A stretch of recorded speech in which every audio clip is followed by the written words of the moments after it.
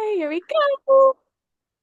Hey, hey, everybody, and welcome to another episode of the Mindful Constitution podcast.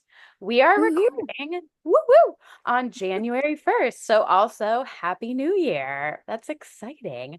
Um, I'm here today with my friend Keyla Guardado. I'm like getting anxiety about You did it. You did Guardado it.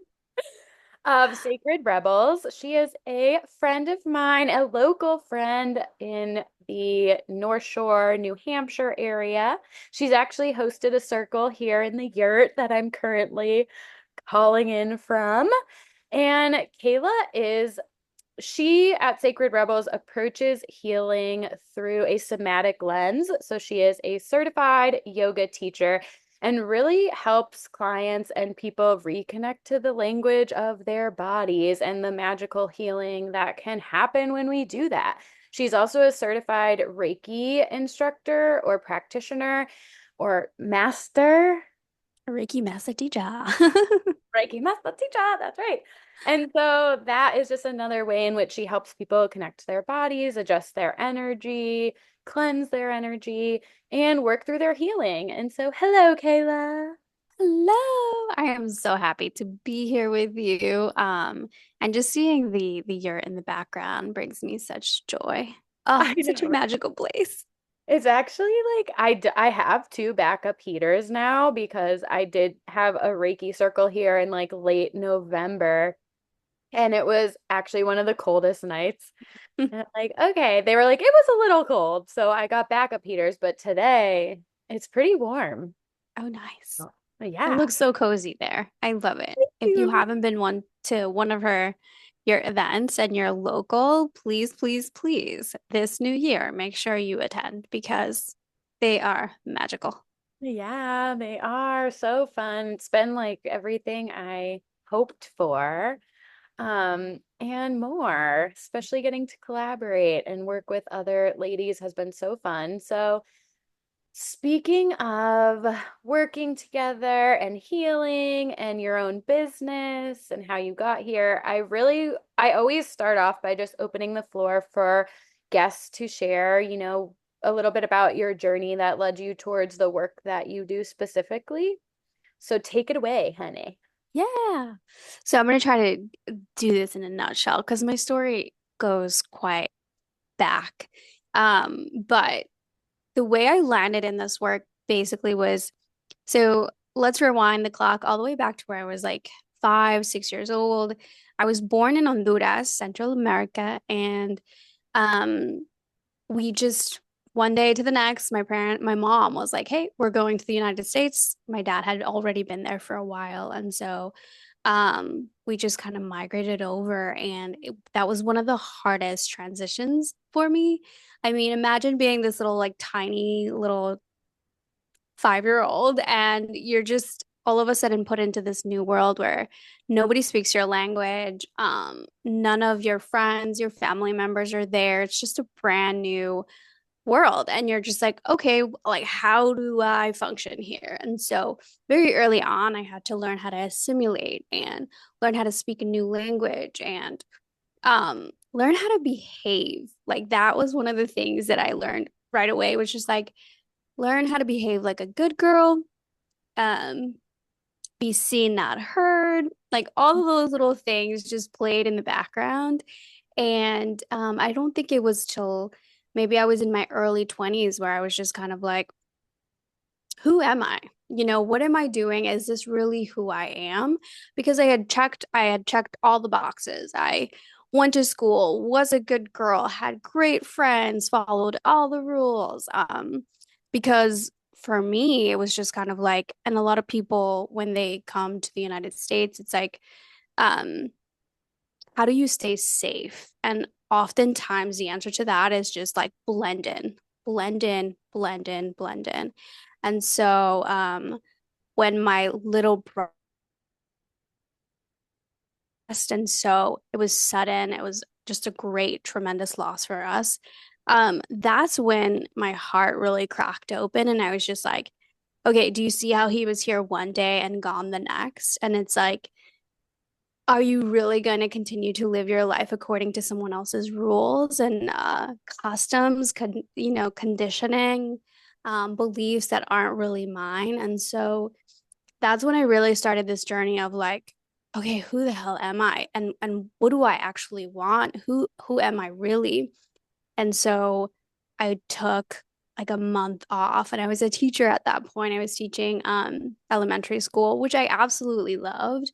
But again, that was another job that I thought is what I wanted, that I thought that was a good thing to do or the right thing to do. And it was great, but I felt uncomfortable at many points in my teaching career because I was doing a lot of things that the admin wanted me to do. And I was just like, is this really good for how a child develops? Should we really be teaching them at such a young age to just be measured at all points of the day, you know? And so there was just like a lot that was out of alignment for me. And it's not until my brother's death happened where I was just kind of like, hey, wake up. You get to make your own rules. You get to decide what fits, what doesn't fit. So I took a month off, went to Bali by myself, solo trip, had just broken up with someone, and I was just like, screw this, let's go figure this out. And that trip was just so beautiful because I got to really see that I'm way stronger than I give myself credit for. And my gosh, halfway through that trip, I lost my phone. And so I had no connection to like my family in the States or anyone. And I was just like, all right, let's get a burner phone. Let's figure this out. I got this. And so it was just, it was a wonderful opportunity for me to just really get rid of the noise and really come back to me.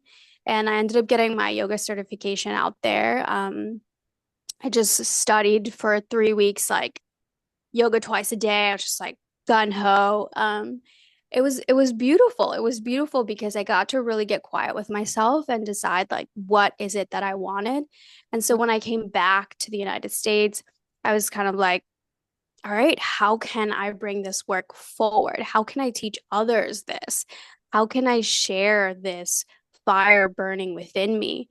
Which was like this need to get rid of all these beliefs that aren't mine, really just get rid of this mask and step up and be whoever the fuck I want to be, you know? And it's like as women, we don't, no one tells us this. No one teaches us this. They teach us how to um, be perfect, how to be quiet, how to be a good girlfriend, good wife, all these things. And so my journey really, really started there. And so I started teaching yoga in the classroom. And I started to have community meetings with my kids, my students, and just being like, let's have this emotional intelligence conversations, like after recess, if something came up, it's like, well, let's talk about it, instead of brush it aside, it's time for math. And it just started to grow from there. And then I started to teach kids yoga outside of the classroom. And then it went into family yoga. And then the moms were like, whatever you're teaching my kid, you need to teach me because I need that. And so it was like, oh, I really love working with women. I just really love being able to remind them that they are so much more than their title, than what they're supposed to be. And so that's when Sacred Rebel kind of came about, where I was just like, let me work with my sisters and remind them of their brilliance, their magic, their essence, their rebel essence, because as a society, as a culture, we are taught how to be, how to fit in, how to be perfect, right? And so my brand is just a lot around like let's be rebels, like what is it that you truly want? And we do that through the body, really getting connected to our body through somatics, like what does it feel like to feel safe in your body? Like oftentimes it's hard to say what you truly want because it doesn't feel safe. And so we do that on the mat. We do it through Reiki, cleansing our energy and really getting to the root of what's getting in the way of you saying, I don't want that. I actually want this. And so that's where I am now. Yes. Oh my gosh. So much of your story, it just resonates with me so much. And that idea of programming and conditioning. And I feel like that had very stifling impacts on my own path. But I do think that it's really gives me a different perspective to think of how confining that would feel coming from a totally different culture. And this almost feeling of like, I mean, we all feel like the need to conform to societal conditioning subconsciously, consciously, in some type of way. But I imagine it would have been like so much more magnified coming from another country and feeling this need of like, we all feel like we need to fit in, but like that would be multiplied by Yes. a million, I bet. Indeed, indeed. And so it's a little it's hard because like as a first gen or as a, immigrant to this country, it's like first gen, second gen, whatever your title is, right? You struggle because you do feel American, but also like your roots aren't American. And so like dealing with this duality of like, can I be both? And oftentimes like people tell you, society tells you you can't. You have to choose one side, like our, politics, the culture right now is just kind of like choose a side and stick to it. But it's like, I don't think so.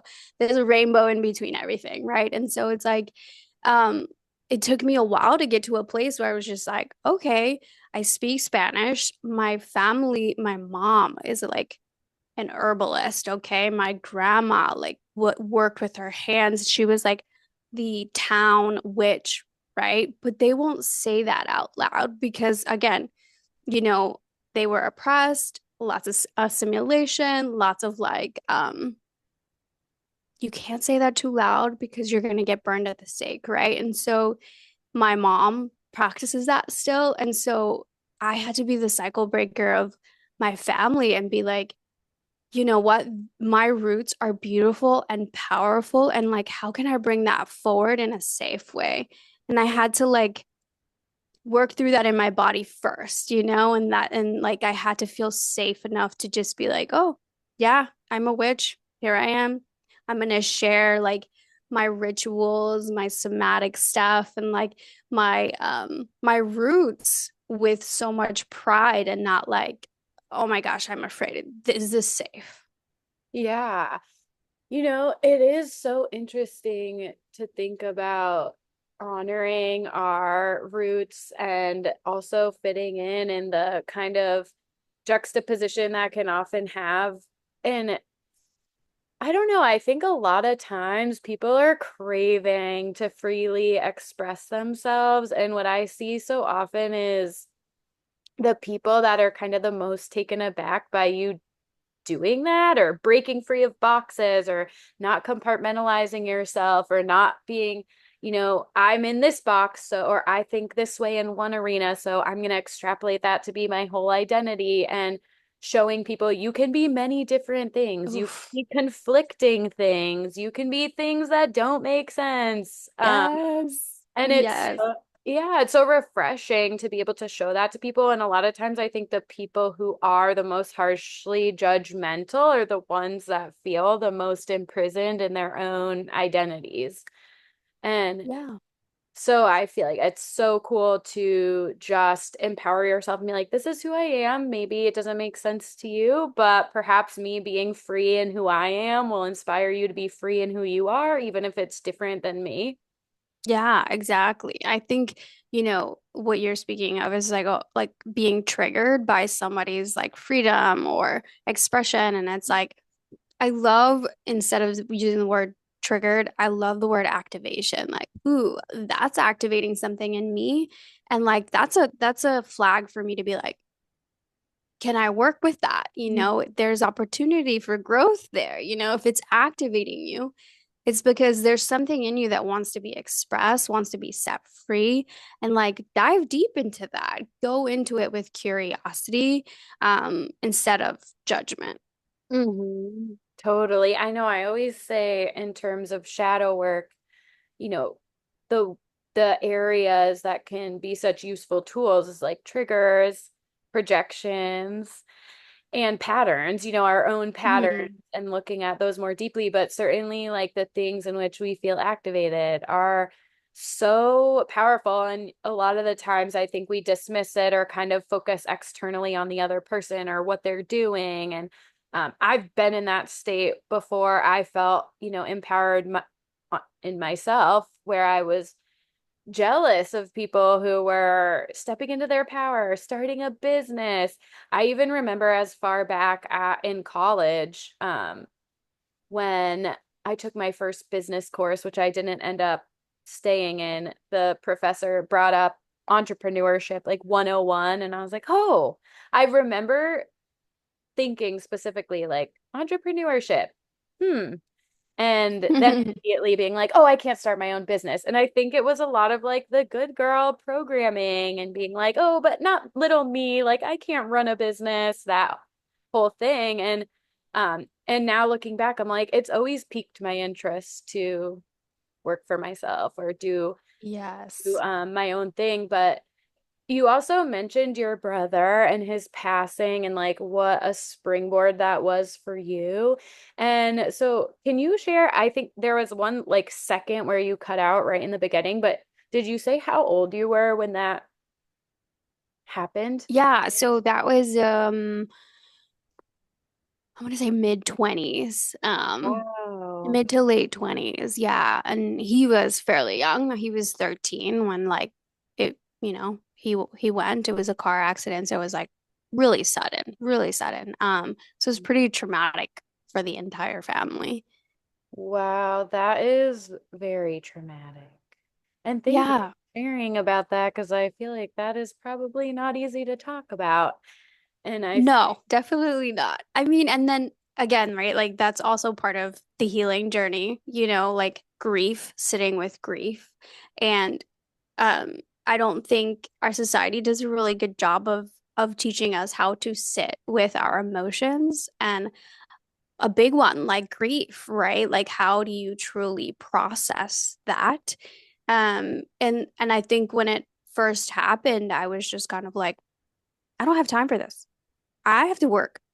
I have to, I worked my way, I paid my way through my undergrad. I remember I was working two jobs and I was just like, I'm going to work my way through these emotions because that's all I knew how to do. Like growing up being such a good girl and perfectionist and type A, whatever you want to call it, I was just like, mm, I don't have time to feel my emotions. I have to just take care of my family. I have to get, just get my job, like get my life going. And then it caught up to me. It really did. Like the grief, the emotions, much like it always does, right? It shows up physically if we just kind of let it sit. Um, and it's like I have an autoimmune, and so like that flared up and my body was just like, if you do not sit with these emotions, we're gonna force you to do so. And so that's the yoga kind of like I remember being on the mat and at the beginning of my practice with yoga, like I just could not do anything other than child's pose, downward dog, child's pose, downward dog, because I was just sobbing the entire time. It's like my body was releasing the grief that I had repressed, and it's just, oftentimes I work with clients and like we're doing a hip opener, and all of a sudden there's just like a wave of emotion that comes. And then I teach them how to be with that, how to sit with it, how to let it like wash over you, how to allow it to be medicine and not something to run away from. Mhm. Um, I've had like people feel something in their ankle and be like, "Oh my gosh, I just got a memory of when I was 12." And it's like, because it's like, you know, that book, right? The body keeps a score. It's like our emotions and trauma get stored in the body. And so if we do not properly like intentionally with awareness cultivate like safety in our body to kind of feel that stuff out, it gets stored, but it doesn't get put away and then you never see it again. It'll come up in the It'll most come up at your inconvenient child. Yeah. times. Yeah, exactly. Like on your child for no Yes. reason, or your family, or in a situation where you think, yeah, you think because you're not expressing it that it's gone away. I have that talk with my husband a lot when I notice he has an edge or something. I'm like, is everything okay? He's like, yep, I'm fine. I'm like, doesn't seem like you're fine, and your energy doesn't seem like you're fine. But it is. Yep. Wanted to ask, like, would you agree that the pace of our society, I mean, it sounds like in your case for sure, but just generally speaking, doesn't really create space for us to move through challenging emotions? I definitely don't think so. I mean, um, toxic capitalism will have you thinking that like there's an urgency for everything and like go, go, go, get, move, move, move.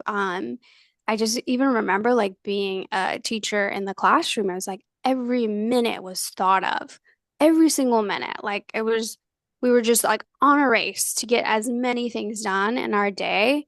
Um, and it's just like, when do we allow these kids to really integrate what they're learning, you know? And it's taught so young in our society, even in kindergarten, like there's no nap time anymore. It's just like go, go, go. Yeah, for many years now, like You're like, burn kindergarten is yourself out.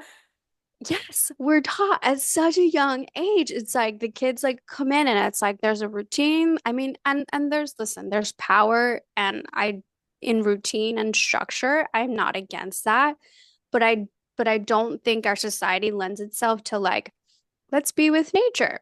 Let's study nature. Is nature always in a hurry? No, you know, no. There's cycles of rest and we've forgotten that, you know? And so part of like me coming back to like my roots is learning that my ancestors um they worked with nature.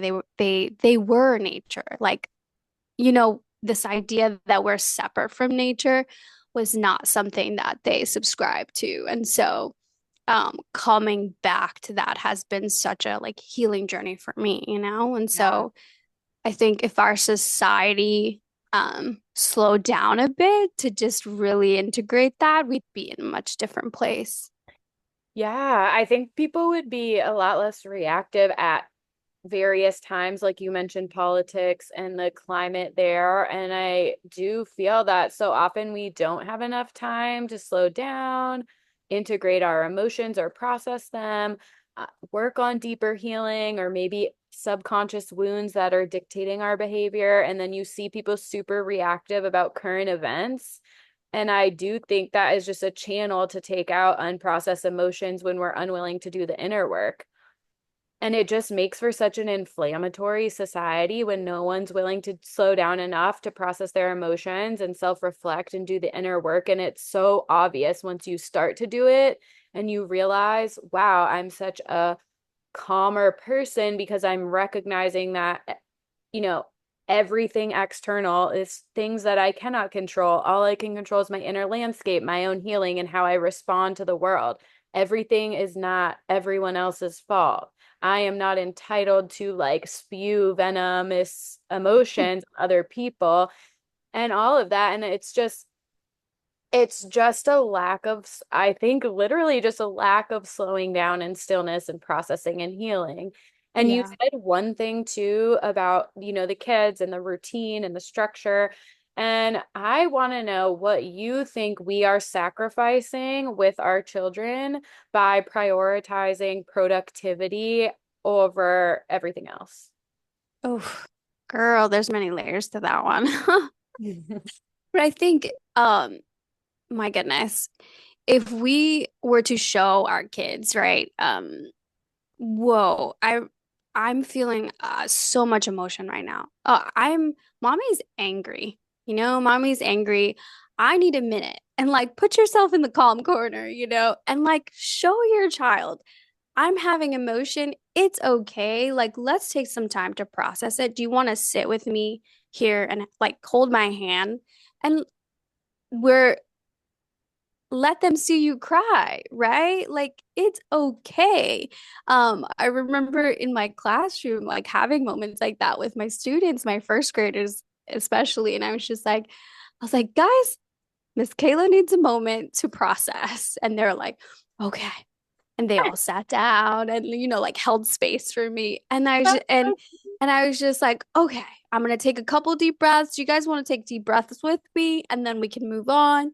And they all did. And they all feel so good because they're like, we're helping this adult. Like, oh my gosh, look at us.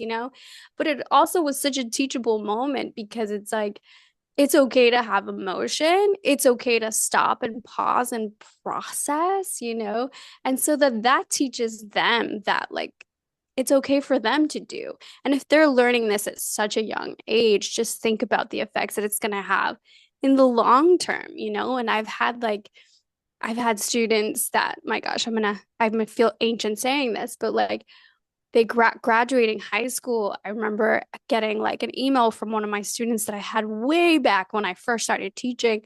And she was like, you taught me how to breathe. And I just cried reading that email. And she was just like, you taught me how to breathe. And she's like, I know it sounds so dumb and silly. She's like, but I remember you being like, we need to breathe. Deep breathing will help us through anything. And she's like, right before a test, it's like, I do my deep breaths. I remember you taught me. And I'm just like, that work is so pivotal. And we think it's silly and nothing. And it's like, whatever. But it makes such a huge difference because here's this high schooler remembering what I taught her in first grade, hmm you Yeah. know? Yeah, connecting them to their bodies instead of the opposite, which is like go on overdrive, ignore all signs of burnout, and as long as you're productive, then it's good. Yeah. Yeah. Yeah. And it's like it's this connection to our body that we truly like sacrifice when we go really, really, really fast. And so pausing, teaching our kids to pause, teaching ourselves how to pause and cultivate like this bodily awareness is so huge to then process emotions. Because if we are continuously going fast and then urgency, urgency, urgency, we don't even know when you're feeling off. And it's like creating this pause allows for you to listen, like, oh, my gut is telling me no. Like, oh, I'm starting to feel like a cold coming on, and then like let me be proactive about it, right? But if we don't cultivate that bodily sensations or awareness, we're gonna miss it. We're gonna miss the cues that our body gives us. And then that's when we get into trouble. Yeah. Yeah, it makes absolute sense. And I would imagine that with you mentioned them being excited to be enlisted in supporting you. And I think that's so powerful to be like, enlisting your kids in your own processing. And obviously, they don't need to be privy to every emotional state you're having or Right. over communicating with them. But I do feel, I've been reading a couple parenting books lately on attachment theory or highlights of like French parenting that works really well. And honestly, one of the main things is like just connecting with your child and treating them like a human. That's it, creating Hmm. space for them to express themselves, creating a secure attachment with them, but ultimately just like acknowledging them as a human, which that's like exactly what you're doing and doing that. And then look how empowered they felt. Like, okay, let us help you. And so, with what you said too about the school structure and it feeling like every minute of the day is filled and there's an expectation of like the way things can go, and there's not really much room to integrate learning, slow down. In your opinion, as a teacher, what do you think is the, catalyst for that way of teaching? Do you think it's intentional to keep us as like robotic, mindless, like lemmings on autopilot? Do you think it's a byproduct of capitalism that's just not intentional? Do you think it's a byproduct of trying to streamline the education system? What do you think is the driving force behind why we educate kids in a way that is ultimately not very conducive to them being fully balanced adults. Yeah, I think it's all of the above. I think it's a mixture of all of those that you just mentioned. And it's unfortunate because, I mean, a lot of teachers will have like really great intentions and like want to do what's best for the kids. But a lot of the times, teachers don't have a say. We just don't have a say in the classroom. It's like, it's the admin, and then, the admin getting pressure from the top. And it's like, there's just like a huge agenda to, I remember reading this book where it's like, we're cogs in the machine, right? And so like we have to start at a very young age teaching you to go, go, go, get, achieve, achieve, achieve. And I think it's just like this not toxic, like capitalistic perspective where it's just like there's something to do and get all the time. Like there's no time for rest or sleep or.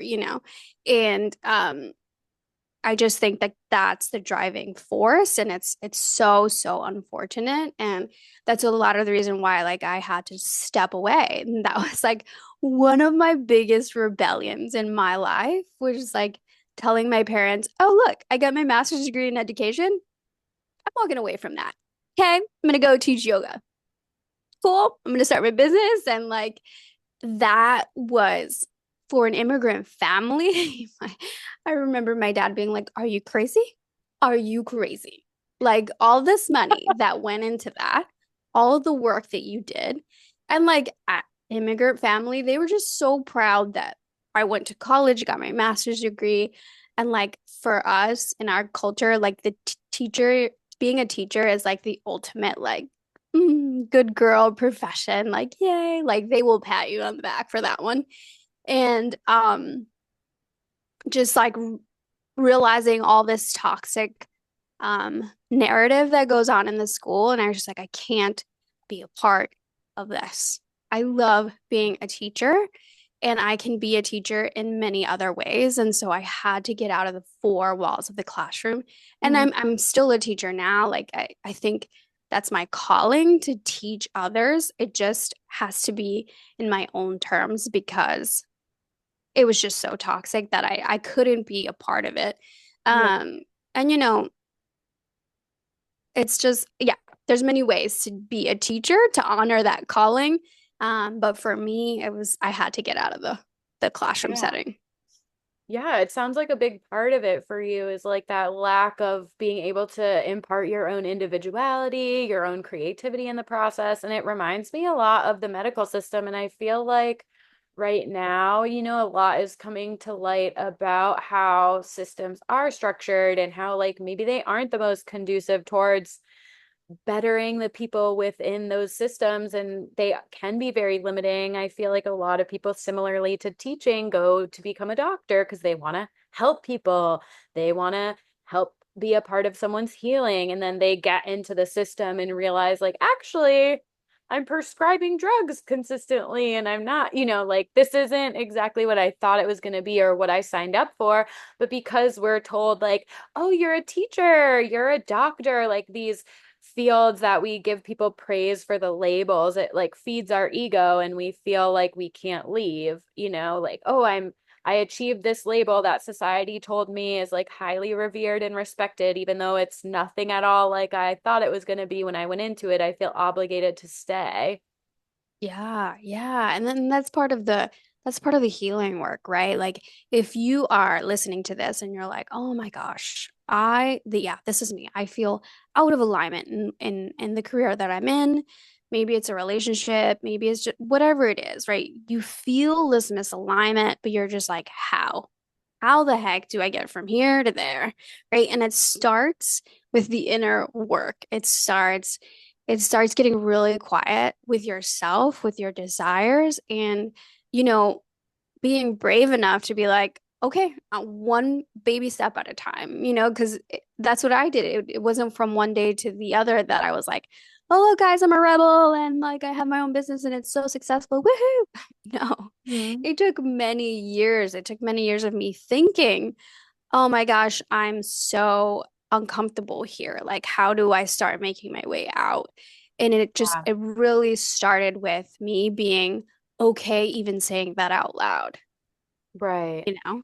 And Yeah. then it's like, okay, now sharing it with the world, sharing it with my parents, right? Sharing it with my family, my partner, or whatever the case was. And it's gonna be uncomfortable. And Yeah. let that be okay. Let that be okay. It resonates so much with me with my own process of like stop drinking and just like really coming to terms with the changes you know you need to make. And it can be really hard to say it out loud because admitting your unhappiness means you have to do something about it, especially when you say it to other people.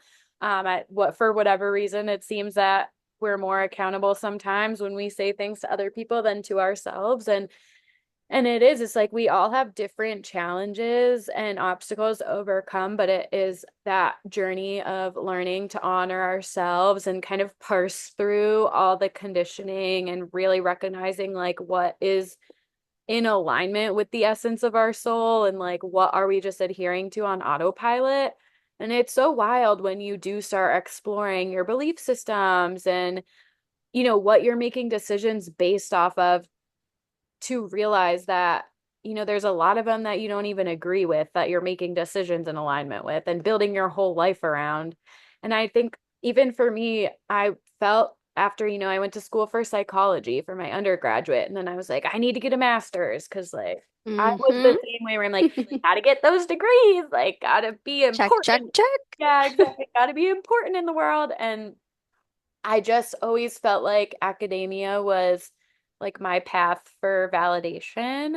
Mm, And I went on to do my master's in nutrition and functional medicine, which like definitely is very relevant to the work I do now. But I even have moments where I'm like, I didn't go on to become like a certified nutritionist. And I'm like very woo woo in some ways and alternative. And sometimes that even gets in my head. And I have moments too where I feel like because I've gone a less conventional route, people don't like respect what I'm doing as much, if that makes sense. And I don't know if you ever felt that with your family or with other people, where it's like when you're actually honoring your passion, for some reason, people don't take it seriously. Like it's not real work. mm-hmm. Mm-hmm. Absolutely. I think that was the biggest fear for me stepping out of academia.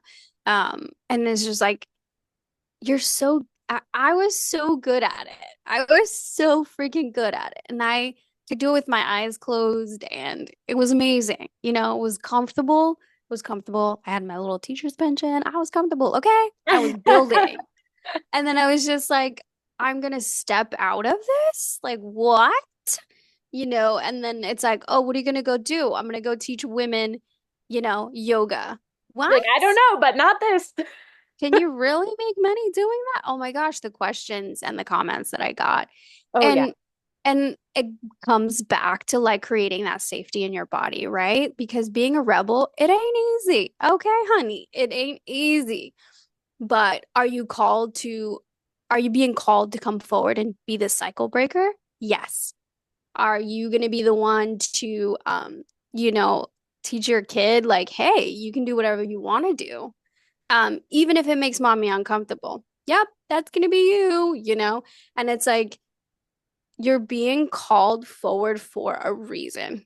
And so it's like create that safety within your body first so that when you go out there and you say, like, this is what I'm doing, you can stand anchored. And will you have times where you'll be wobbly and you're like, oh, damn, I can't believe they said that about me. Do you think that's true? Like, man, am I a loser? Like, are those thoughts going to come up? Hell yes. Hell yes, because you are a human living in this world with a lot of noise and blah, blah, Yeah. blah, and Instagram and all these things, right? Yeah, and But it's like, it's literally so much different to be like, I'm an accountant or like I have this corporate job than it is to be like, I built this business completely around my own inner pain that I resolved and now I'm trying to help people. It's like you're speaking from your soul, just offering from your soul. And that is really scary to get rejected instead of like, I'm a lawyer.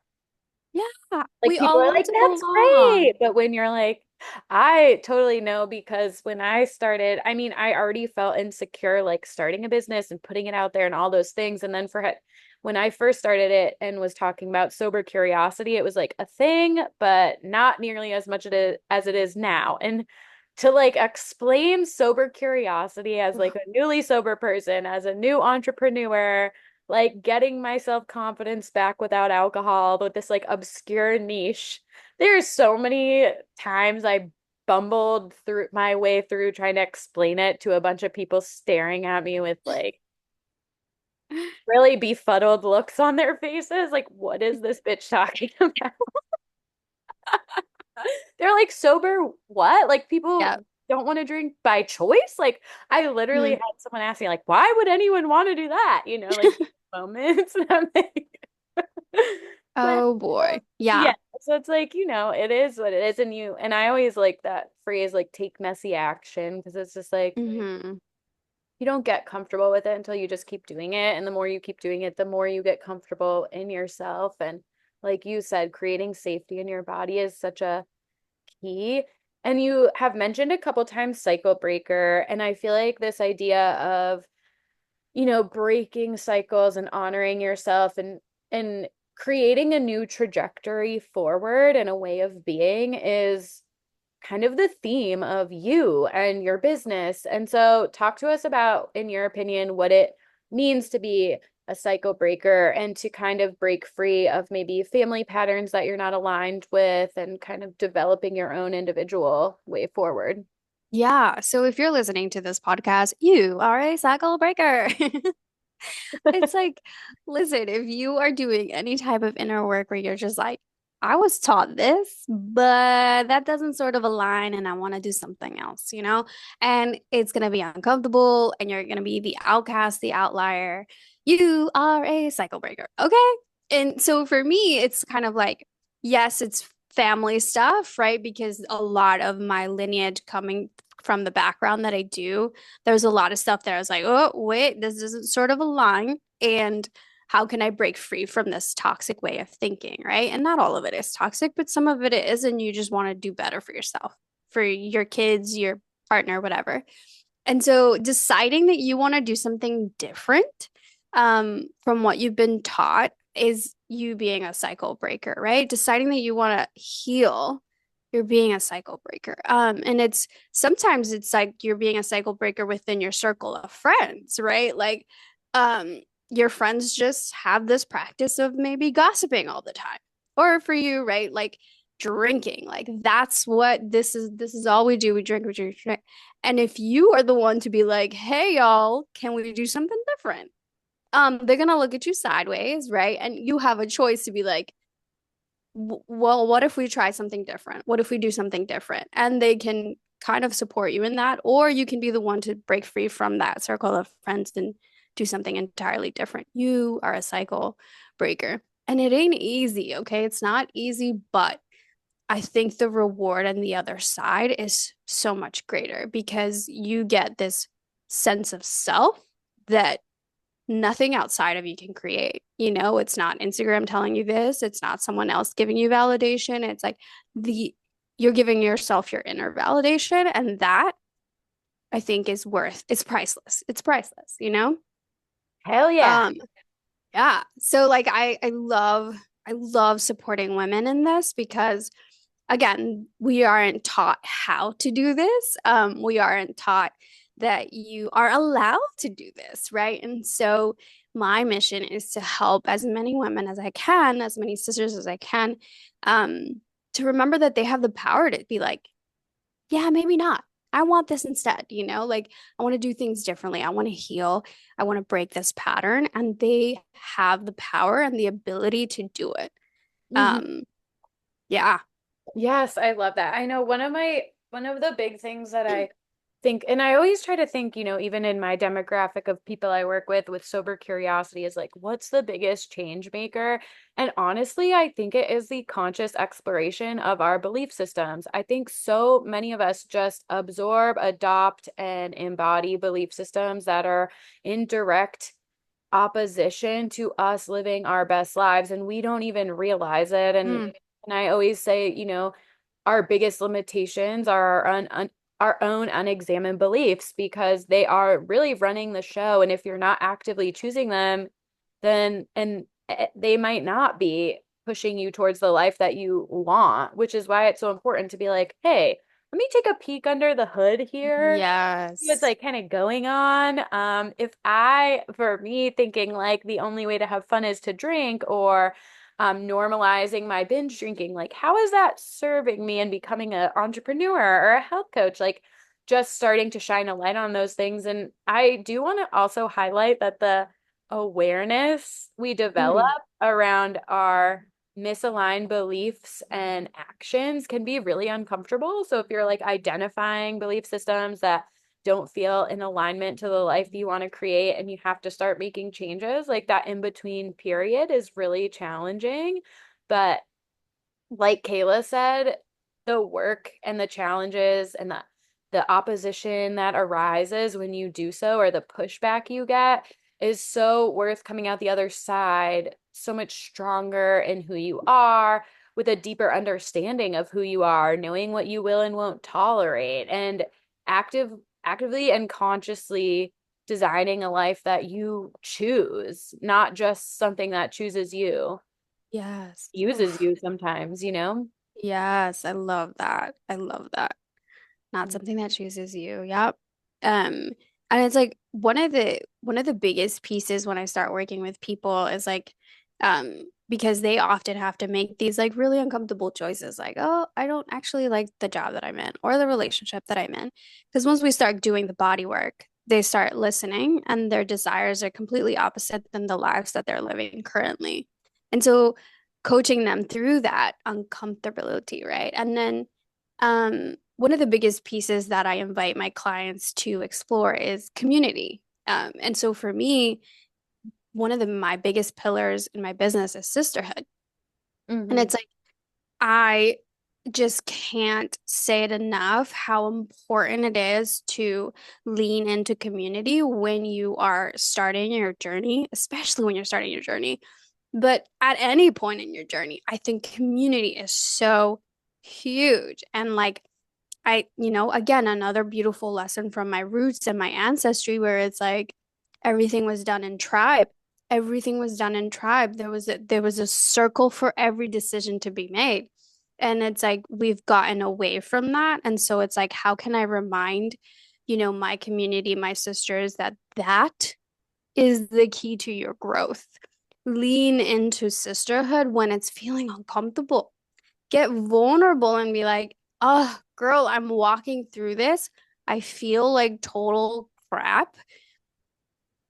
Speak truth into me. You know what I mean? Like, speak light into me. And like asking for that, right? Oh, that was like one of the biggest pieces for me because I had to learn like, you work hard, be independent, get it done, Miss Independent, da da da da, all the things. And so I had to learn how to ask for help. And in doing that, I was able to allow that person to heal because they're now, sharing their medicine, their magic with me. And like we're linking hands and walking forth together. And it's like, it can sound so cliche, but my goodness, like there's so much medicine in leaning in a group of sisters or just community in general, right? Like there's no gender here, but like I think it's just so powerful and we forget the power in community and we just kind of want to like go forth on our own, sometimes. And it's just, I think coming back to that truth that like we heal in community is huge. Mm-hmm. And what you said too about it being particularly important at the onset of big transition or changes, that really struck a chord for me because I feel like sometimes when we are a cycle breaker, our immediate reality is usually going to be the ones that we experience the most pushback from. Because if we're breaking cycles that we're in, the people around us might not like that. They're in the same cycle. It may be family, friends, like you said, that they don't really want the cycle broken or they're very comfortable in that cycle. And so at the onset of trying to make those changes, you have probably some of the people closest to you the most turned off by the changes or maybe not the most supportive of the changes. And it's when you actually need the support the most because you're just you're vulnerably just trying to make these adjustments. With sober curiosity, same thing. When I stopped drinking, for starters, I was thinking about how you said, when you start allowing emotions to come up and you don't even kind of know where they come from. That happened to me a lot because I definitely self-medicated often. And so I remember when I first stopped, I had so many uncomfortable emotions. I'm like, I don't know why I'm sad right now. I'm just crying and I just Mm. don't know why. And I do feel like it can be really lonely when you're in that in-between stage of creating a new reality that reflects the new beliefs that you're shaping and forming. And that's daunting. And so that's why we got the yurt. Yes. Shameless plug. Yeah, I know. I'm like, if you can't see it behind me, I will remind you. Yes, yes. Shameless And I plug. mean, we're at a beautiful, the internet, as much as sometimes I'm like, "Meh, you're keeping me locked in."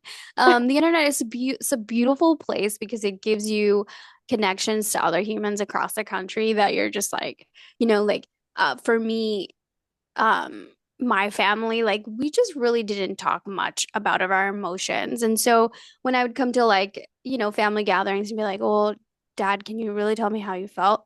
Like, "What? We don't do that here." And it's like, so then it's like I had to look outside of my immediate circle. And then that's where like Instagram kind of came through, honestly, where I Same. was just like, okay, who's talking about the same thing that I'm going through? And like, all right, like stepping outside of your comfort zone, sending a DM and being like, "Hey girl, I love the message that you're talking about. I want to come to one of your community classes." And like for me, like I do monthly community classes. They're virtual. So like if you're, I don't know, in Idaho somewhere and you don't have the community to lean on, come to one of my community classes, right? If you're local to get circles, right? It's like set the intention that you want to call in community that's walking through the same thing that you're walking through, and watch the universe like just like sprinkle these opportunities for Yes. you, right? And then you have to then take the aligned action, get uncomfortable, get vulnerable, and go, how do I join one of your classes, you Yeah. know or just have a conversation around what that person just posted about, right? Yeah. Like we forget like that these apps are actually for human connection. Like use the tools and do it. Don't just hit the like button, but like have a conversation about what that person just posted because it resonated so deeply with you. And that is medicine.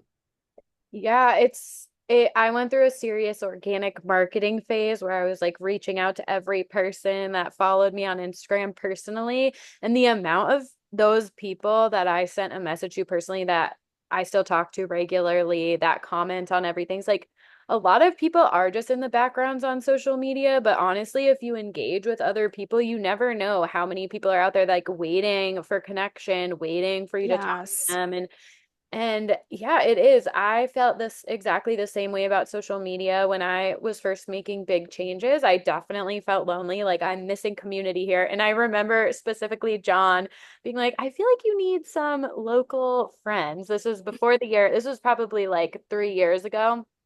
So I was like well into my not drinking, and I was really focused on my virtual presence and working on my business. And I remember thinking, like, I do want community. I'm calling it in, and I'm not in a rush though. Like I'm just, Mm-hmm. I'm Yes. I'm fine. And I remember I was like, I'm fine. I'm enjoying this time to myself, like I'm okay. I'm not, and it was wild. Like the intention was set that day. And I swear within the next like couple months, like stuff started evolving from there. I found women in wellness like that fall. This was in like, late summer. And I Yeah, is started that where we met? That's where we met, yeah, right? yeah. At the Yes. second one I went to in the yoga studio, right? And it's like sitting around in that Mm-hmm. circle, and it's just you just have to go expose yourself to new people and the activities in which you think you would find people doing. I always say the same thing to single friends. I'm like, don't like screw the dating apps. Like go out Yeah. on a nature walk, take nature walk, take a hike, go take a class. Like you'd be surprised by the amount of people you meet just pursuing your own like health, wellness, personal development, what piques your interest. Yes, yes. And let me tell you that that meeting that met you in, I was like new to this area here and I was like a year and I was like, okay, I'm finally feeling ready to venture out. And I was so uncomfortable. Oh my gosh. So my introverted soul was like, do you really want to go to a networking event? Or do you just want to stay home and watch a movie? Girl, put your PJs on, watch a movie. It's safer there. And I was just like, no. I had to like coach myself and be like, you signed up for it, you're gonna go. And like I remember I couldn't find parking and I had to like walk. I had to park really far and I was like, oh my God, I'm walking in the middle of the night by Like I can myself. turn back now. I could turn back now. Yes. There were so many of those thoughts. And I was like, no, we're going to be brave. And I made so many beautiful connections in that night. Like so many connections. The your event that I held there was with my beautiful friend Lydia Ann, and I met her there as well. And it's like it, I mean, the times that you put yourself out there and you're most vulnerable, like you'll be surprised at like what comes through on the other side. But it's gonna take you getting uncomfortable, like no more Netflix, girl. Like put your big girl pants on and get out there, And it's Yeah. like, yeah, it was great. And it doesn't have to be, like I literally two women in wellness events. It was so funny. The first one, I went to one before the one I met you at, and it was it was in Amesbury, I think. And I went there and it's funny because we took a group photo and I was looking at that the group photo the other day. It was the year I was pregnant with Arthur, 2022, I think. Yeah, 2022. Hmm. And so I was looking at him like I had her on the podcast. I had her on the podcast. Like I've literally had like 70% of these women on the podcast since. And have become close friends with a lot of them. And that's like one event, and I Yes. just, it's if you challenge yourself to do something new where you're going to meet new people once a month, even, there's a lot that can come out of just one experience of getting out of your comfort zone, one experience of putting yourself out there, going to a workout class, going to a workshop that's going to be collaborative or discussion based. Hmm. You can get to know the other people. Yeah. Yeah, it is. It's so beautiful to watch it unfold. The manifestations unfolding is so cool to watch. Yeah. Yeah. And you have to like set the intention, like we said earlier, right? And then like take the aligned action. So like for a lot of my clients out, like we create like little plans. They're like, okay, what is it that you want? This is the big goal. You want to create a community. All right, maybe you don't have the funds for it right now, or maybe you don't have the time for it right now. Maybe you're working 9 to 5 and it's difficult. So create a plan. Once a month, you'll go to one free event, right? Or maybe like every quarter, you'll go to one paid event and like work with what you have right now at this moment. And you'd be surprised what the universe brings forth when you are actually taking like aligned action, like one little baby step, just one tiny baby step towards creating community, towards creating change, towards walking away from a job or a relationship, whatever your little rebel is talking to you about to do, like just listen in and take baby steps towards that action. And Mhm. I promise you the reward is going to be amazing on the other side. Yeah.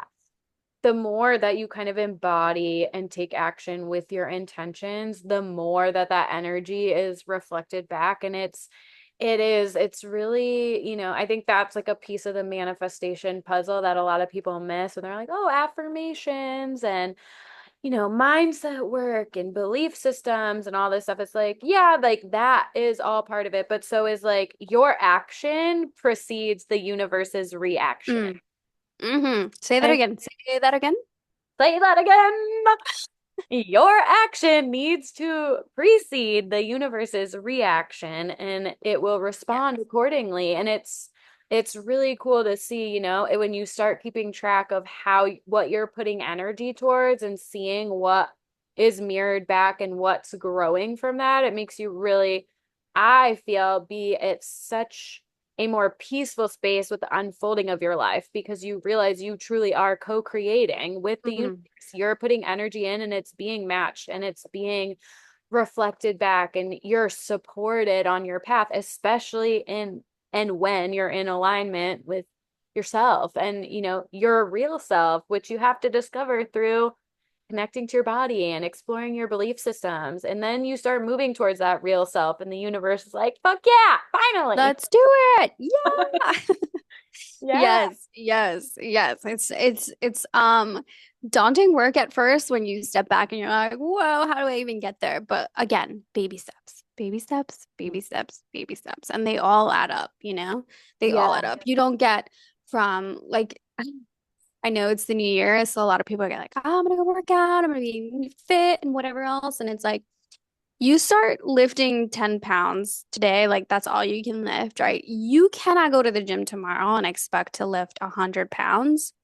It just doesn't work that way, right? You have to build to get there, maybe many months, you know? And it's like, it's the same thing with healing. Like, with one meditation, one course that you take, you're not going to be like, oh my God, I'm brand new. Nobody can get, like, I'm manifesting all these things and nobody can get me down. Like, maybe you'll take a great leap, quantum leap, as they call it, right?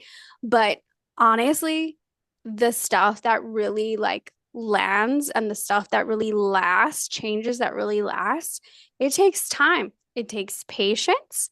It takes commitment, right? And like, just remember that you are totally worth all of that, all Yeah. of it. I love that. Yeah, I know there's an element too of providing evidence for yourself for you to believe in yourself at that next level.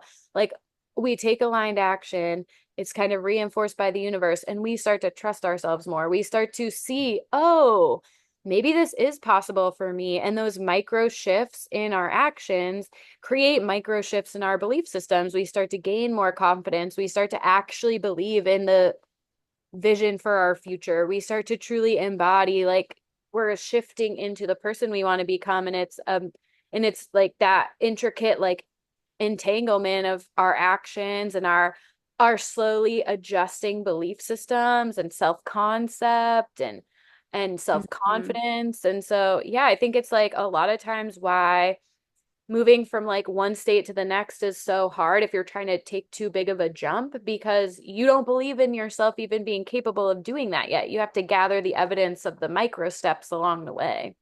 Yeah, yeah. And if all you've been taught is not to believe in yourself, if all you've been taught is like the opposite of what you're trying to do, like your nervous system's not going to know what the hell's going on, you know, when you make that great leap. And so it's like creating the capacity within your body, you know, again, and it comes back for me, it's the somatics, right? Like create that safety in your body, like create the healing in your body, like move through the emotions.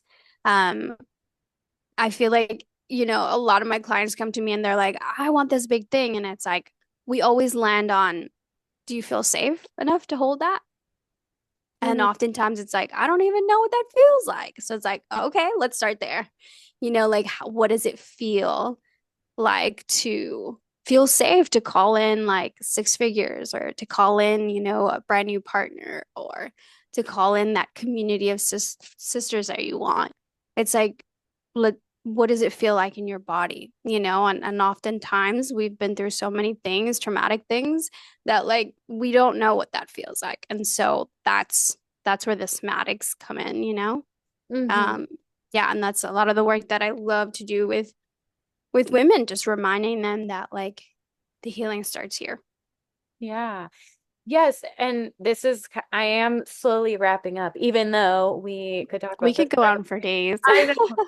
But I wanted to ask, kind of based on what you were just saying too, is like if you were to put in a nutshell, which you kind of have throughout the course of the episode, but if you were to say, like, how does connecting to your body through somatics and yoga support the healing process? I know you've kind of touched upon the fact that it allows us to feel safe, it allows us to understand the communication and language of our bodies. Like, what do you feel like is the real crux of how it supports the healing process? Yeah, I mean, just giving you I want to give you an example. When I first started my business, and no one in my family has a business. Okay, we've like worked for other people. No one, there's isn't like this big wealth in my lineage. And so like I was being called to be that cycle breaker, like to heal a lot of these money wounds in my family. And so a lot of my work at the beginning of my journey was feeling safe to call in this big amount of money. And so I had to feel it in my body. I had to expand, literally expand my body, heart openers, hip openers, right? Because for me, it was all like this, it was this contraction inward as I'm small. I'm not good enough. I can't hold on to that amount of money. It'll get taken from me really fast. Those are the beliefs playing in on the background. And so a lot of my work then, my somatic work was how do I open up my body to receive? And then the put in the energetics piece, and it was like, how can I cleanse away these limiting beliefs, right? These limiting beliefs that aren't mine, healing these ancestral wounds, money wounds that aren't mine to carry anymore. I did that on the mat. I did it through moving and expanding my body. I did it by cleansing and clearing energy, right? And as a Reiki practitioner, there's training that comes where like you can feel and sense and see where energy is stuck. And so a lot of my beginning work was that.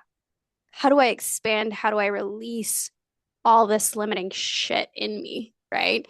And then that's when I had the nervous system capacity to like call in clients because no matter what strategies I was putting in place, no one was buying. No one was buying. Because in the background, what was running behind me, right, in the limiting beliefs that was running my system, my business, was I can't hold it. I'm not good enough. And so once I started to do the somatic work, the energetic work, then it's like all of a sudden I was on vacation. I remember had my biggest like two people like bought in a package that I hadn't even talked about.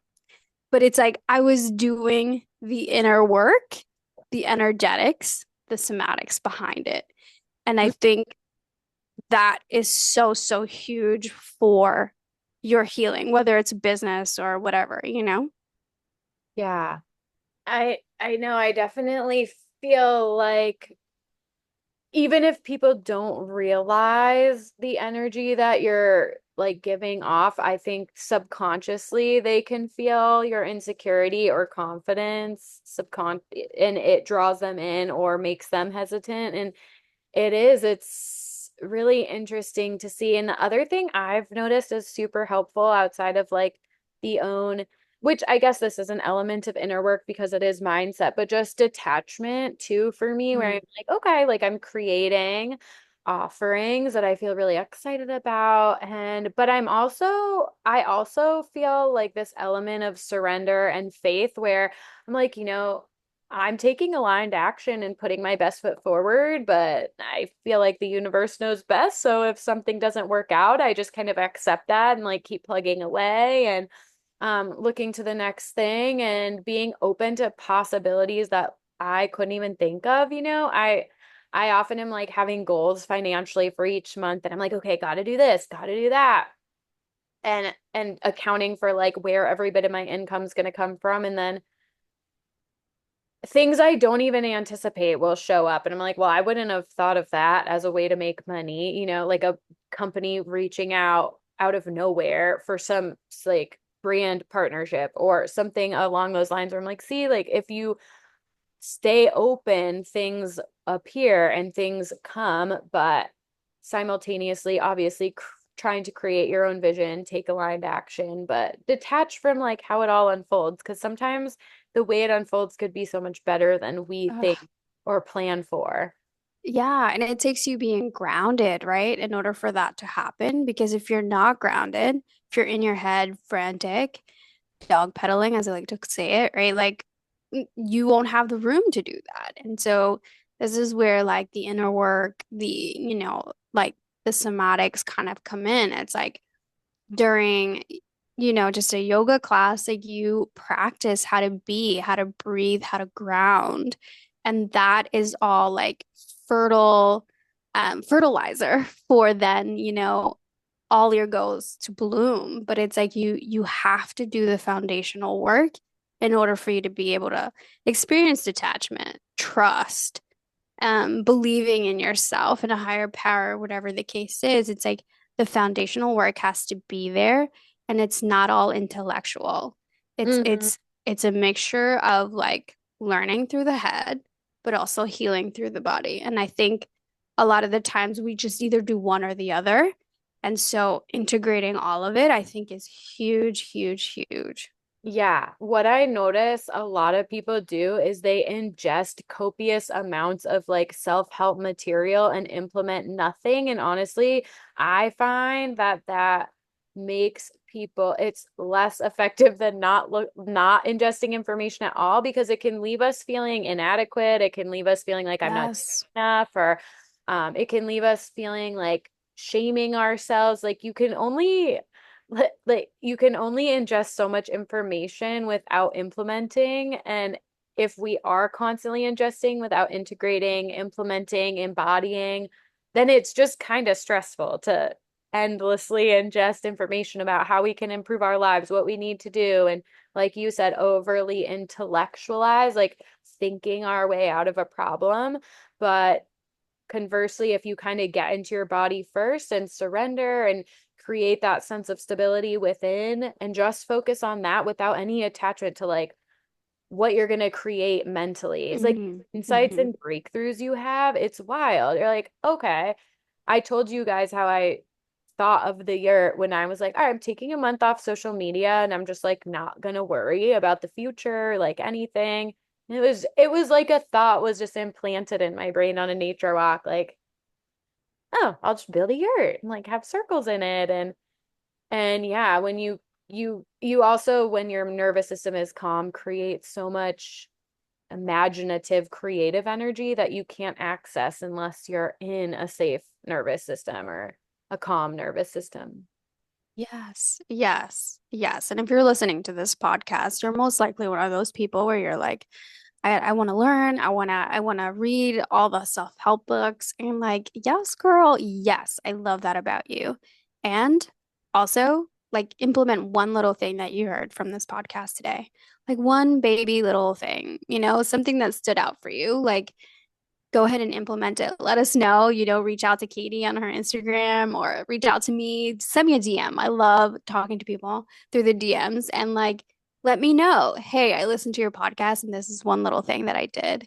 I would love to celebrate you. I'm all about supporting sisters through this journey. So coming out, come hang out. Yeah, girl. So tell us your number one tip for anyone listening who's like, I'm kind of in this place. I'm trying to figure out like how to be my most authentic self, live in a state of freedom within myself. What would your first tip be? Um, I think for me, my best tip would be get into your body. Um, Go dancing, go do yoga, go for a walk, and like really, really, really be with your body. I want you to get as grounded as you can in your body because that's where the tugs will come in. That's where the ideas will spark. That's where you'll start to listen to your true desires, like by you getting into your body. Come to one of my community classes, come to the yurt events, right? Like find a way for you to get in tune to your body. I love it. And then Yeah. the last thing is, where can people find you? Oh my gosh. I love to hang out on Instagram. That is my jam. I am at I am underscore under the little what's the little line called? Underscore, yeah. Underscore, there you go. I am underscore sacred rebel. And then also my website is a cool place for you to come check out my classes, see my bundles of ways to work with me. And that is iamsacredrebel.com. Yeah, just come on and say hi. I love it. Yeah, and hopefully we can have you in the yurt again Oh, some in the yes, we are spring or plotting. something. Yeah, move that body. Well, thank you everyone for tuning in, and I would love to hear what resonated with you, what stood out. Feel free to reach out to either of us. And make sure you go follow Kayla at I am underscore sacred rebel. And Yeah. lastly, like, share, and subscribe if this episode resonated with you. And otherwise, we'll see you next time. Thanks, everyone. Love you guys. Love Bye. ya!